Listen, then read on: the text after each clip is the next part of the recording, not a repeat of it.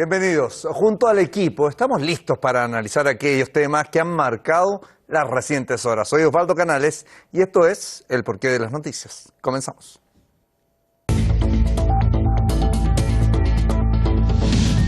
Tras 7 años de relaciones diplomáticas interrumpidas, Irán y Arabia Saudí, dos países con una gran influencia en Asia Occidental, acuerdan reanudar lazos en un plazo de 2 meses.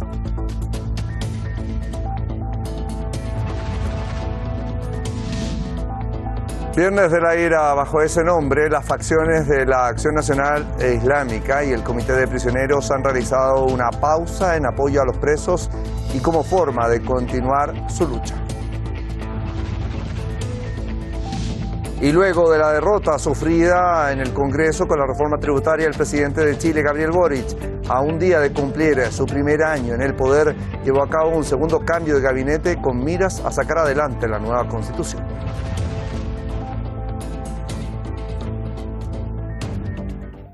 Allí tenemos los temas que comenzamos de inmediato a revisar. Vamos con el primero de ellos, Irán y Arabia Saudí. Dos países con una gran influencia en Asia Occidental acuerdan reanudar en un plazo de 2 meses sus relaciones diplomáticas interrumpidas desde el año 2016. Teherán y Riad llegan a un acuerdo para restablecer relaciones diplomáticas. Se alcanzó este viernes después de varios días de intensas negociaciones entre el secretario del Consejo Supremo de Seguridad Nacional de Irán, Ali Shamkhani, y su homólogo saudí, Mosaed bin Mohammad Al-Ayban, en Pekín. El restablecimiento de lazos fue anunciado oficialmente en una declaración conjunta entre Irán, Arabia Saudí y China. Finalmente, llegamos a la decisión de que después de 7 años de relaciones interrumpidas, se debe abrir un nuevo capítulo en los lazos entre la República Islámica de Irán y Arabia Saudí, respetando los asuntos de los dos países, la seguridad regional y previniendo la interferencia innecesaria de fuerzas extrarregionales, especialmente de Occidente, así como los actos diabólicos del régimen de Israel. Esperamos que este nuevo capítulo pueda compensar el atraso que prevaleció en estos 7 años y conduzca a la estabilidad y la seguridad de la región, así como al desarrollo y la prosperidad para todas las naciones de la zona, y los países islámicos también se benefician de este acuerdo. Según las negociaciones, Teherán y Riad acordaron reabrir sus embajadas y misiones en un plazo de 2 meses como máximo. Con el objetivo de ejecutar esta decisión, los cancilleres de ambos países se reunirán para hacer las coordinaciones necesarias para el intercambio de embajadores. Desde Irán, el ministro de Relaciones Exteriores, Hossein Amir Abdullahian, dio la bienvenida a la reanudación de los nexos. El retorno a la normalidad de las relaciones entre Irán y Arabia Saudí proporciona grandes capacidades a los dos países, a la región y al mundo islámico. La política de vecindad, como eje clave de la política exterior de nuestro gobierno, avanza con fuerza en la dirección correcta y el sistema diplomático del país trata activamente de preparar más iniciativas regionales. También varios países regionales acogieron con beneplácito el acuerdo. Irak y Omán, que habían albergado las conversaciones entre altos funcionarios iraníes y saudíes durante 2021 y 2022, saludaron el restablecimiento de relaciones diplomáticas Teherán-Riad. Desde su llegada a la presidencia, Seyed Ebrahim Raisi ha enfatizado en que su prioridad es el fortalecimiento de los lazos con los países vecinos. ¿Qué tanta sorpresa hay detrás de este restablecimiento? ¿Hacia dónde se encaminan estas relaciones? Bueno, Pablo Jofre-Leal, analista internacional desde Santiago de Chile, me acompaña para abordar el tema. ¿Cómo estás, Pablo? Osvaldo, muy buenas noches. Gracias por la llamada.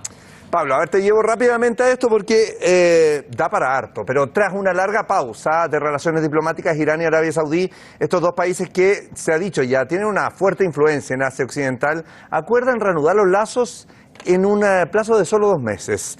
¿Qué representa esto en la región y también para los objetivos de Occidente, que no hay que dejarlo de lado?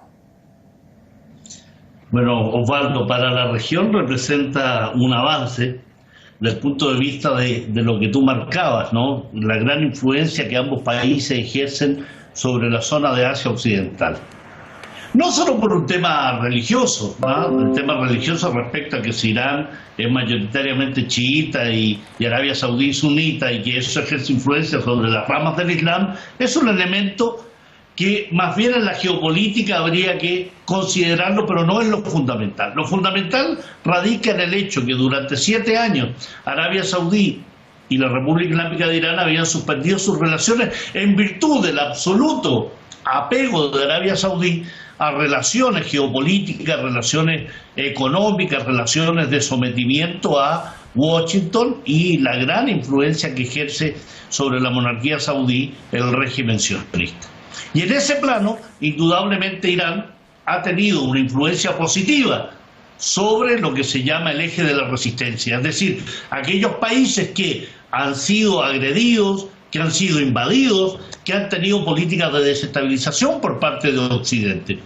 El enfrentamiento va en ese aspecto, ¿no? Aspectos geopolíticos.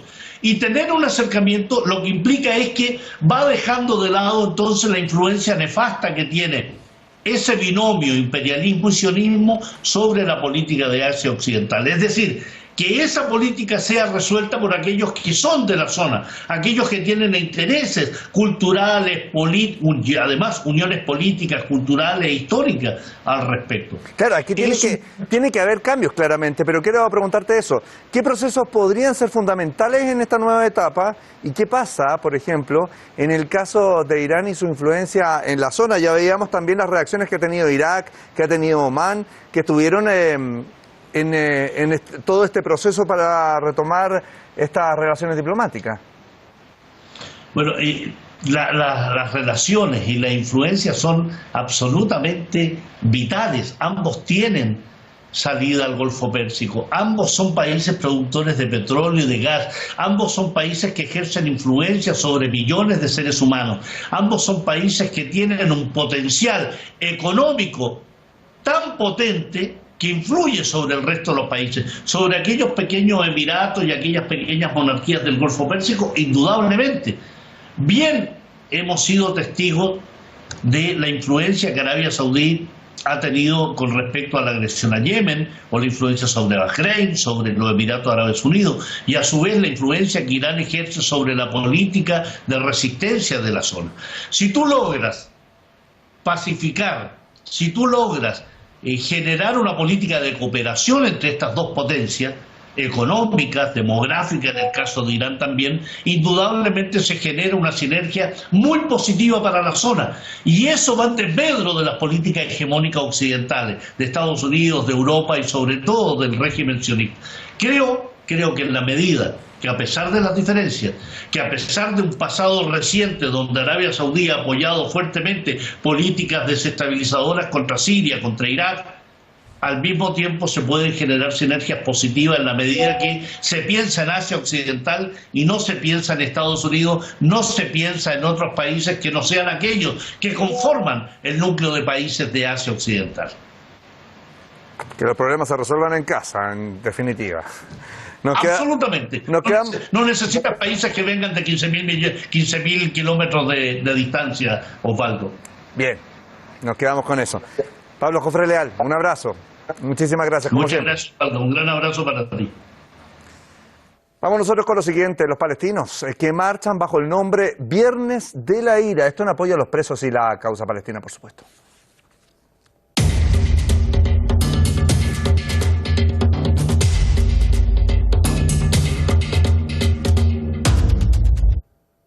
Las facciones de Acción Nacional Islámica y también el Comité de Prisioneros han realizado una pausa con el nombre Viernes de la Ira, en apoyo a los presos y en conjunto también con la continuación de los pasos de lucha para enfrentar la guerra que les libra el criminal sionista Itamar Ben-Gvir. Veamos los detalles.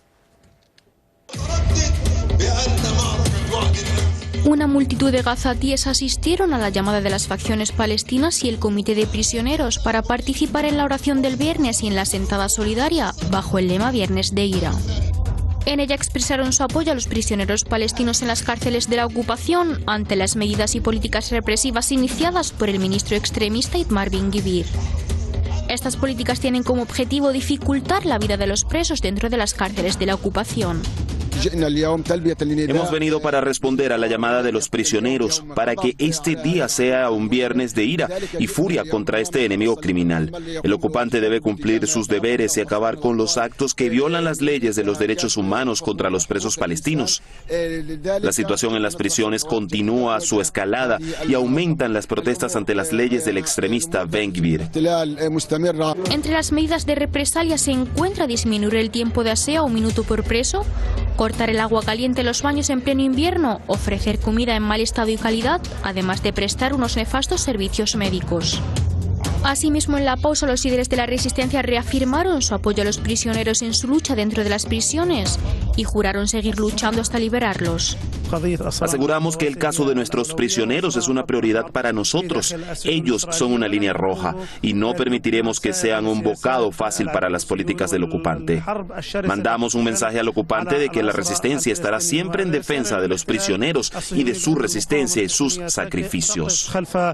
El ocupante israelí está practicando 2 guerras contra nuestros prisioneros. Primero, por estar encarcelados y segundo, por ser maltratados y las políticas que se están tomando en su contra. Sin embargo, nuestros prisioneros son valientes y todas estas políticas aumentan su resistencia. A estas medidas se suma la aprobación de un proyecto de ley que autoriza la ejecución de los detenidos. Una ley que han condenado a los palestinos como un proyecto cruel, bárbaro e inhumano, ya que viola el derecho internacional y el derecho del pueblo palestino a la vida. La furia y la ira se apodera cada vez más en los gazatíes como una reacción a las violaciones que comete el régimen israelí contra los palestinos dentro y fuera de las cárceles sionistas. Por ende, en esta marcha los gazatíes enfatizan que estas políticas hostiles contra ellos no les impedirá su derecho a luchar y resistir contra este régimen criminal. Bien, tenemos el informe de Uday Gassi, nuestra corresponsal en Gaza, que es importante sobre todo en este tema. Nicolás Jadua, analista internacional desde Valparaíso, en Chile, nos acompaña para profundizar sobre este tema. Hola, gusto saludarte, un agrado estar con ustedes. Para nosotros igual, Nicolás. Te llevo en cifras. Primero que todo, cerca de 80 palestinos han perdido la vida en manos de las fuerzas israelíes y también de colonos israelíes. Una cifra que impacta considerando que solo en el 2022 la cifra alcanzó 230 fallecidos. Eso habla obviamente de la crudeza con la que actúa Tel Aviv en esta nueva etapa. Quiero preguntarte en ese contexto, ¿qué da cuenta esta marcha bajo el nombre Viernes de Ira, donde se habla de furia y ira por parte de los palestinos? Recordemos además que se acerca el mes sagrado de Ramadán y podría aumentar el asedio. Bueno, de hecho, estamos hablando del Estado de Israel, una sociedad absolutamente psicopática y criminal, gobernado por psicópatas. Eso hay que tenerlo claro.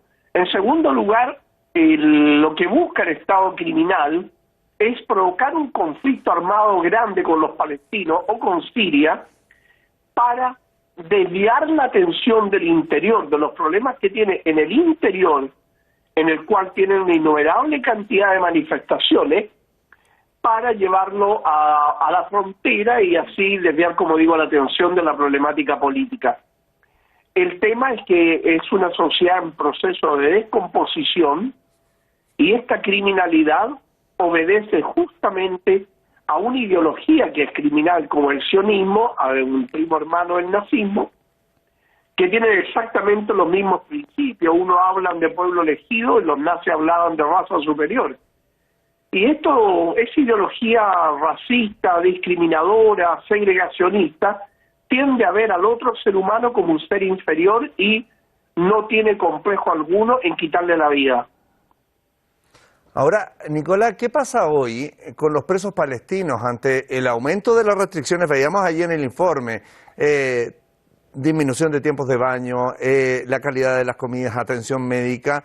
¿Qué pasa en este caso con el propio régimen israelí? ¿Bajo qué márgenes se maneja Tel Aviv? Siempre hablamos de la impunidad con la que actúa, pero al mismo tiempo hoy día tiene un arma de doble filo, porque los propios israelíes están denunciando a Benjamin Netanyahu en las calles por las decisiones que está tomando. Dicen que no quieren una dictadura. Bueno, ellos van hacia una dictadura, pero la problemática mayor es un tema de códigos de ética y también de códigos y ética de la comunidad internacional, porque hace unos años atrás la ministra de Relaciones Exteriores de Suecia denunció que el Estado de Israel mataba deliberadamente a los presos palestinos para robarle los órganos y venderlos en Europa. Entonces es probable que se esté haciendo exactamente lo mismo, porque tiene que los palestinos que han asesinado, a muchos de ellos, no les han permitido a la gente, a sus familiares, recibir el cuerpo. Entonces, existe la sospecha de que hayan vuelto a esto de vender órganos. Pero más allá de todo, es la comunidad, o la mal llamada comunidad internacional, que no reacciona ni apoya a los palestinos, sabiendo y teniendo clara conciencia de que se está cometiendo un crimen diario de lesa humanidad. Los presos palestinos están pasando situaciones muy complejas y esto está llamado a que la gente que está afuera reaccione, tal como lo dije en un principio, reaccione para provocar un enfrentamiento con el Estado sionista. Lo que pasa es que la resistencia palestina ha sido lo suficientemente inteligente para no caer en la provocación y solucionarle el problema a este criminal desenfrenado como es Netanyahu.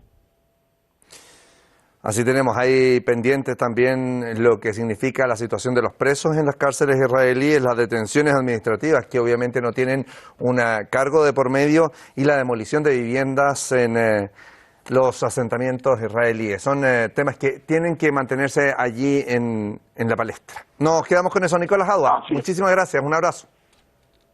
Muy amable, gracias a ti, que estés muy bien, adiós. Adiós. Bien, Nicolás estaba en Valparaíso, Chile, y nos vamos a quedar en Chile puntualmente porque el presidente Gabriel Boric reajusta el gabinete ministerial en el país sudamericano.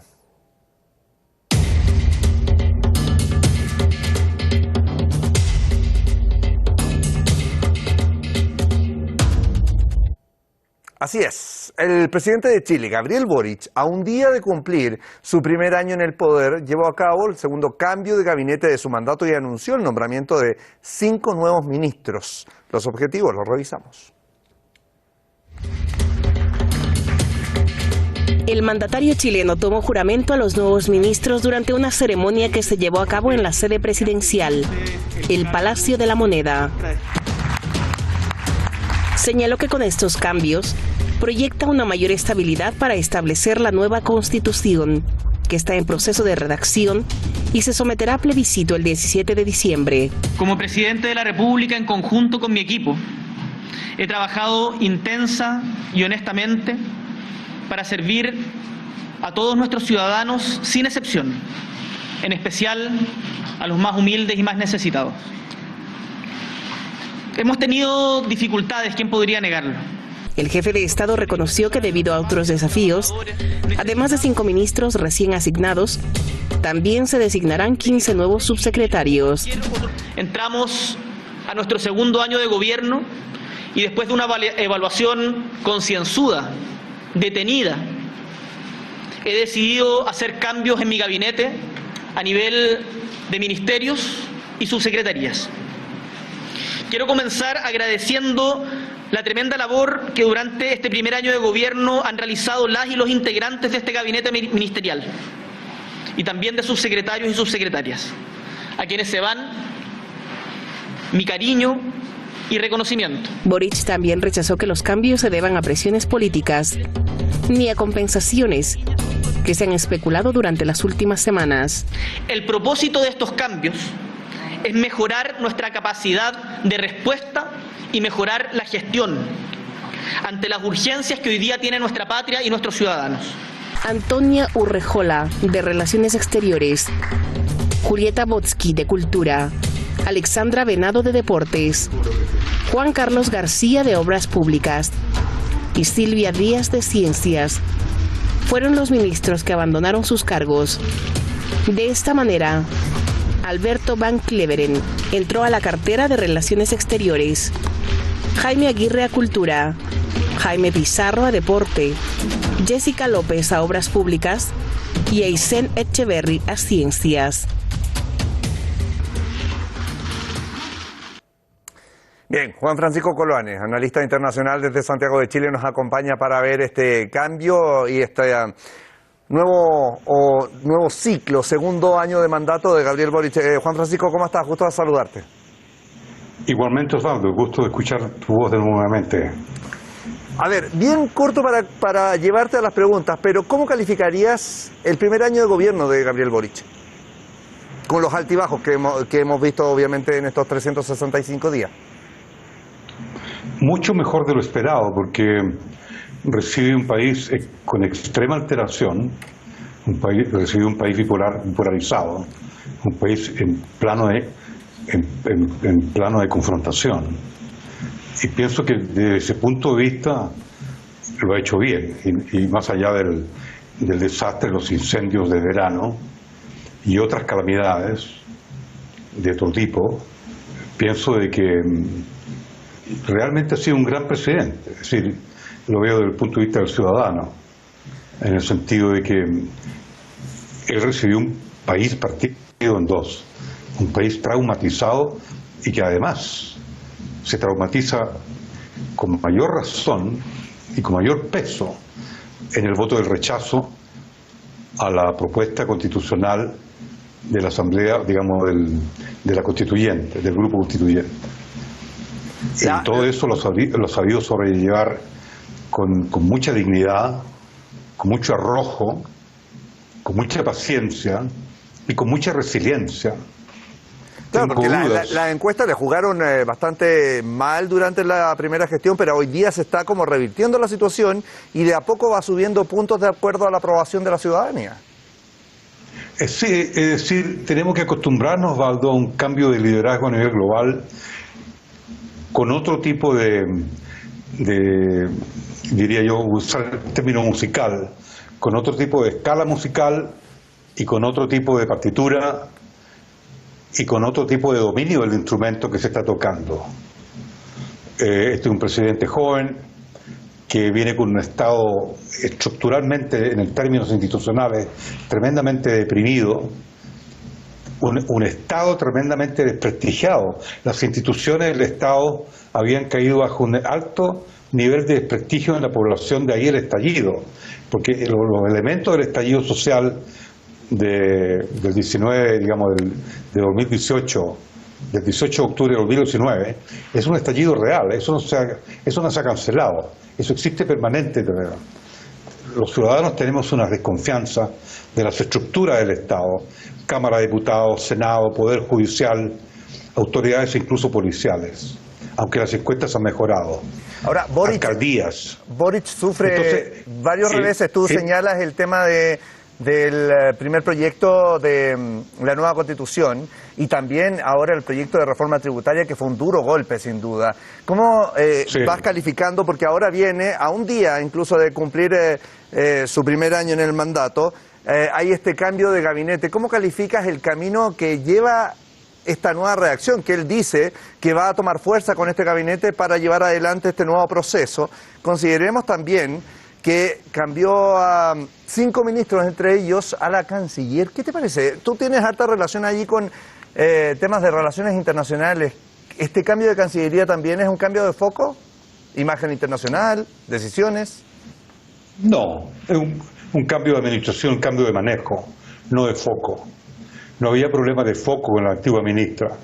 Hubo errores administrativos, informaciones que se filtraron hacia Argentina, comentarios respecto al embajador de Argentina, pero nada más que ello, no había un foco. La ministra Antonio Urrejola, en eso estoy absolutamente de acuerdo con el ex canciller y también hoy senador José Miguel Insulza, que no había nada que criticarle respecto a la gestión en cuanto a relaciones internacionales.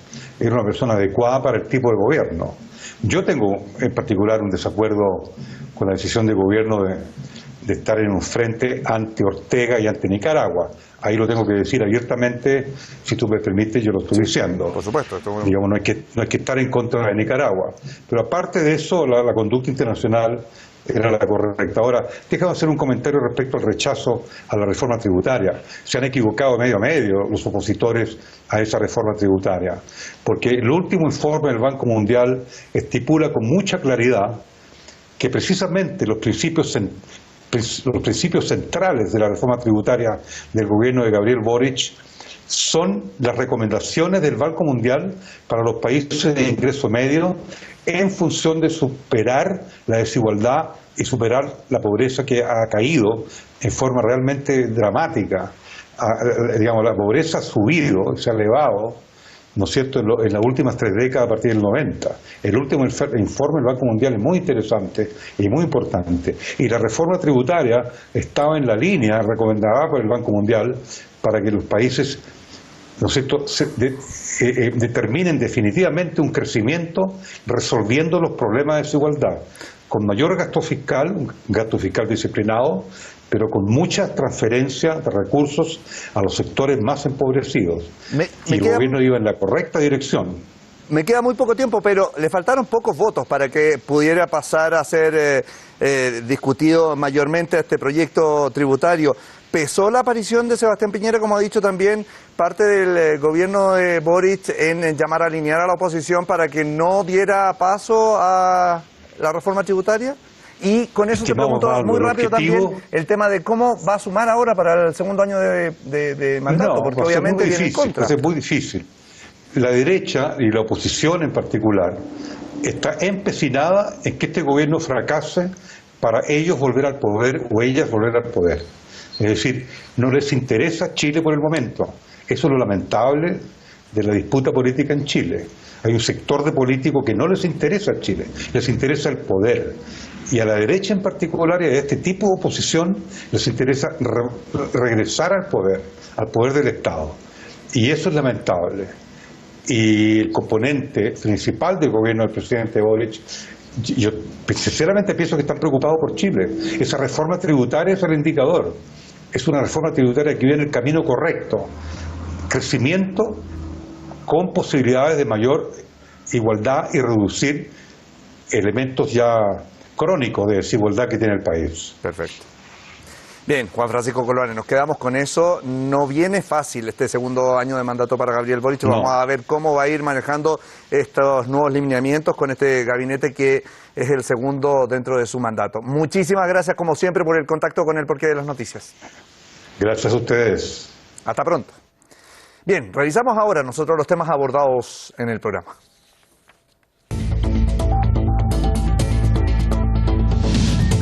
Tras 7 años de relaciones diplomáticas interrumpidas, Irán y Arabia Saudí, 2 países con una gran influencia en Asia Occidental, acuerdan reanudar lazos en un plazo de 2 meses.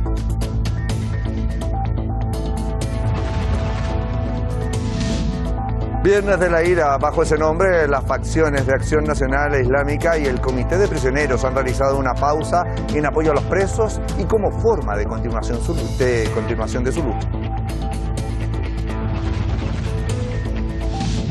Luego de la derrota sufrida en el Congreso con la reforma tributaria, el presidente de Chile, Gabriel Boric, a un día de cumplir su primer año en el poder, llevó a cabo su segundo cambio de gabinete con miras a sacar adelante la nueva Constitución.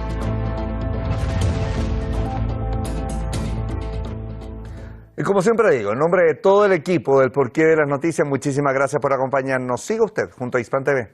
Hasta pronto.